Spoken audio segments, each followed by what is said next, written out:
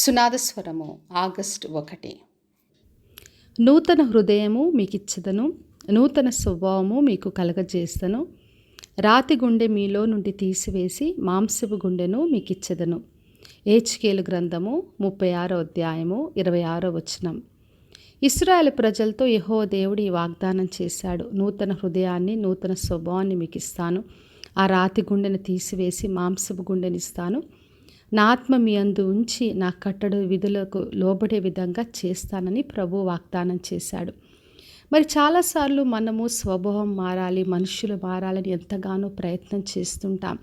మరి కుటుంబ సభ్యులు మారాలని చెప్పి అడుగుతుంటాం. మరి బంధువుల కొరకు, రక్త సంబంధుల కొరకు, సంఘం కొరకు ప్రార్థిస్తుంటాం. అయితే దేవుడి వల్లనే ఇది సాధ్యం. అదే దేవుడు ఈ రోజున వాగ్దానం చేస్తున్నాడు. ఆయనే మనకు నూతన హృదయాన్ని, నూతన స్వభావాన్ని కలగచేస్తాడు. తన ఆత్మ ద్వారా ప్రతి ఒక్కరు కూడా దేవుని మాటకు లోబడే విధంగా ప్రభు మరి అనుగ్రహిస్తాడు. అందుకే మనము దేవుని చేతికి అప్పగించుకున్నప్పుడు ప్రతి ఒక్కరిని కూడా దేవుడు నూతనత్వంతో నింపుతాడు. అపోస్తల కార్యం 9వ అధ్యాయంలో చదివినప్పుడు సౌలు సంఘంను హింసించడానికి కొరకు బయలుదేరాడు.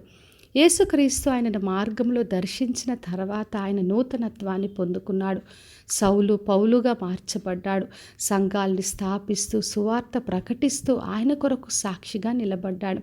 ఎప్పుడైతే దేవుడు ఆత్మకార్యం మన జీవితంలో జరుగుతుందో అప్పుడు మనము నూతనత్వాన్ని పొందుకుంటాం.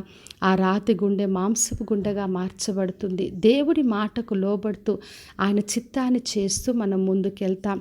అందుకే కొరింథీయులకు రాసిన 2వ పత్రిక 5వ అధ్యాయం 17వ వచనం రాయబడింది.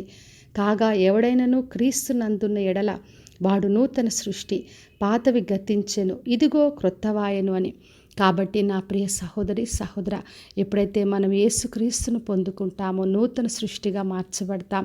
పాతవన్నీ కూడా గతిస్తాయి. పాత అలవాట్లు, పాత స్వభావాన్ని అంతా కూడా మారుస్తాడు. ఆయన మాటకు లోబడే కృపను ఆయన ఇస్తాడు. కాబట్టి విశ్వాసంతో ఆయన్ని ఆశ్రయిద్దాం. మన కొరకు, మన కుటుంబ సభ్యులు, బంధువులు, రక్త సంబంధులు, సంఘస్థులు అందరి కొరకు ప్రార్థించినప్పుడు దేవుడే ప్రతి ఒక్కరిని దర్శించి వారిని నూతనత్వంతో నింపుతాడు. కాబట్టి విశ్వాసంతో ఆయనను ఆశ్రయించి ఆయన ద్వారా నూతన కార్యాలు పొందుకుందాం. ప్రార్థన చేసుకుందాం. పరలోకమందున్న మా తండ్రి, మా దేవా, ఈరోజు ఇచ్చిన వాగ్దానం కొరకే వందనాలు.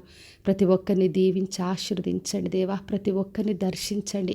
వారి కుటుంబాలు, వారికి చెందిన ప్రతి ఒక్కరిని నూతన హృదయంతో, నూతన స్వభావంతో నింపి దేవా మీ కొరకు గొప్ప సాక్షిగా నిలబెట్టి మీరే మహిమను పొందమని యేసు నామములో అడిగి వేడుకొంచున్నాను తండ్రి, ఆమెన్.